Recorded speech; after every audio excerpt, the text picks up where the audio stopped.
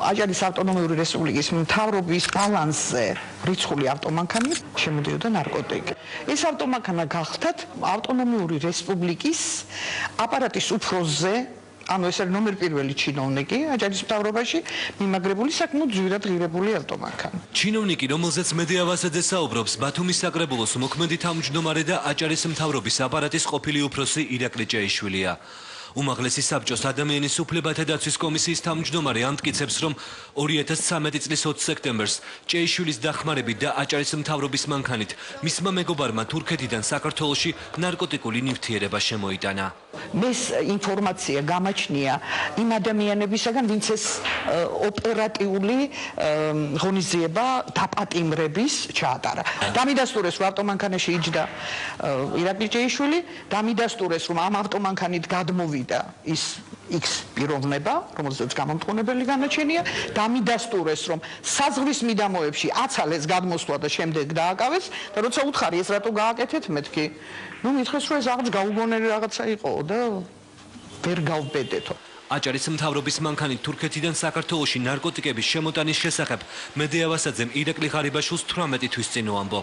მაშინ ვასაძე ჯერ კიდევ ქართული ოცნების სარევიზიო კომისიის წევრი იყო. პრემიერმა მედია ვასაძეს ამ ფაქტის გასაიდუმლოებას თხოვა და სანაცვლოდ საქმის გამოძიების პირობა მისცა.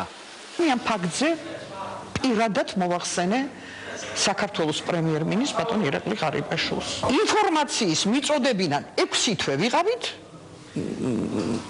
მორატორიუმი გამოგვაცხადებია, ანუ ვთხოვა, რომ გაგვეწყვიტა ყოველგვარი კავშირი ჟურნალისტებთან, მედიასთან ამ საკითხზე და მომცა პირობა, რომ აუცილებლად შეისწავლიდნენ და მეტყოდნენ. არც ის უთქვამთ, რომ არა ვარ სწორი. პრემიერმა მომცა, ბატონმა დავით საგანელიძემ. რას ლაპარაკობთ, ქალბატონო მედია? ეს ფაქტია, ეს როგორ დაიმალება? აღმოჩნდა, რომ მთავრობამ ამბავი დამალა. ამის შემდეგ აჭარის უმაღლესი საბჭოს ადამიანის უფლებათა კომისიის თავმჯდომარემ სკანდალური ფაქტის შესწავლა თავად დაიწყო და შინაგან საქმეთა სამინისტროდან სამთავრობო ავტომობილის საზღვრის კვეთის დოკუმენტაცია გამოითხოვა.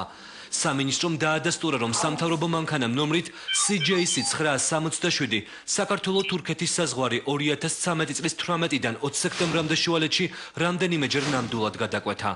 ამის შემდეგ მედია ვასაძემ აჭარის მთავრობას წერილი გაუგზავნა და სთხოვა განემარტათ, თუ რა მიზნით გადადიოდა სახელმწიფოს კუთვნილი ავტომობილი ასეთი ინტენსივობით თურქეთში. ვასაძემ პასუხი ორჯერ მიიღო. პირველად უარი. თავის დროზე ძალიან ისეთი რეაქცია მისცა ამაზე მთავრობის თავმჯდომარემ და თქვა, რომ მე ამ საკითხზე ადმინისტრაციულ წარმოებას არ დავიწყებ. მე ვიღაცა მურჩია, რომ ეს არის ძალიან არაგონივრული პასუხი. და მეორე დღესვე მან დაადასტურა, რომ ნამდვილად დაიწყებდა ადმინისტრაციულ წარმოებას.